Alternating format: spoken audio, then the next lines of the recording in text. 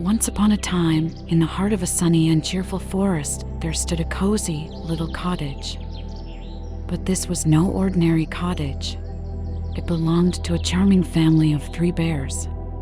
The big and kind Papa Bear, the sweet and medium-sized Mama Bear, and the curious and small Baby Bear. One bright morning, after enjoying a lovely sunrise, the bear family decided to make a batch of their favorite honey porridge for breakfast. The aroma of the sweet, steamy porridge filled their little cottage, making it even more warm and inviting. Yet, after the porridge was served in 3 bowls, a big one for Papa Bear, a medium-sized one for Mama Bear, and a little one for Baby Bear, they realized it was too hot to eat. So, they decided to go on a small walk in the forest while waiting for their porridge to cool down. Meanwhile, a little girl named Goldilocks, who lived in a nearby village, was playing in the forest. She had soft, golden curls that sparkled in the sunlight, which is how she got her name. Being curious and a bit adventurous, she spotted the bear's cozy cottage and decided to take a peek inside.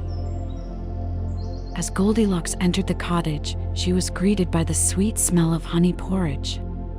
Her tummy grumbled, and she saw 3 bowls of porridge on the table. The sight of the yummy porridge made her mouth water, so she decided to try some. First, she tasted the porridge from the big bowl. "Oh, this porridge is too hot," she said, fanning her tongue. Then she tried the porridge in the medium-sized bowl, but it was too cold for her taste. Finally, she tried the porridge in the small bowl. "Yummy, this porridge is just right," she said, enjoying every spoonful until the bowl was empty. Having eaten all the porridge, Goldilocks started feeling tired. She looked around and saw 3 chairs near the warm, crackling fireplace. There was a big chair, a medium-sized chair, and a little chair. She first sat in the big chair, but it was too hard for her.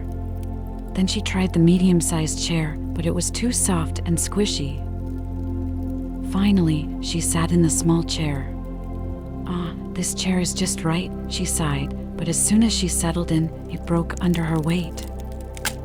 Startled, she stood up, brushed herself off, and decided it was time to find a comfy place to rest. Upstairs, she found 3 beds lined up in a row. Just like the porridge and the chairs, there was a big bed, a medium-sized bed, and a small bed. Goldilocks was really sleepy now, so she decided to test each bed for comfort. The big bed was too firm, and the medium-sized bed was too soft. But when Goldilocks lay down in the small bed, it was just right. Her eyes grew heavy, and before she knew it, she was fast asleep. While she was sleeping, the bear family returned from their walk. They were ready to enjoy their breakfast, but they noticed something was not right. Papa Bear growled in his deep voice, "Someone's been eating my porridge." Mama Bear said in her gentle voice, "Someone's been eating my porridge too." Baby Bear cried out, "Someone's been eating my porridge and it's all gone." Feeling a little worried, they decided to check the rest of the house. In the living room, Papa Bear grumbled, "Someone's been sitting in my chair." Mama Bear echoed, "Someone's been sitting in my chair too." Baby Bear wailed, "Someone's been sitting in my chair, and they've broken it all to pieces." Now very concerned, they decided to go upstairs to the bedroom.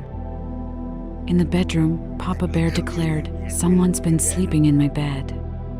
Mama Bear added, "Someone's been sleeping in my bed too." Then, Baby Bear shrieked, "Someone's been sleeping in my bed, and they're still there." Hearing Baby Bear's shout, Goldilocks woke up with a start. Seeing the 3 bears standing there, she felt a pang of fear and guilt. She realized she had made a big mistake. She shouldn't have come into the bears' house without asking, and certainly shouldn't have eaten their porridge, broken their chair, and slept in their bed.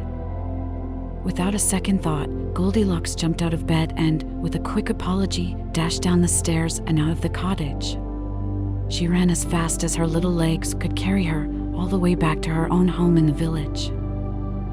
After Goldilocks left, the bear family was a little shaken, but they decided to fix what they could.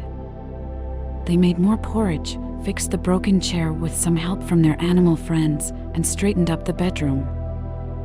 From that day on, Goldilocks remembered her lesson to always respect others' homes and never take what isn't hers without asking.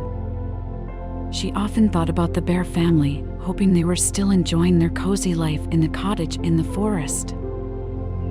As for the bear family, they lived happily ever after, continuing their serene life in the forest with plenty of warm porridge, comfy chairs, and cozy beds. But they always made sure to lock their door when they left for a walk, just in case another curious visitor happened to pass by. And that, dear child, is the end of our tale.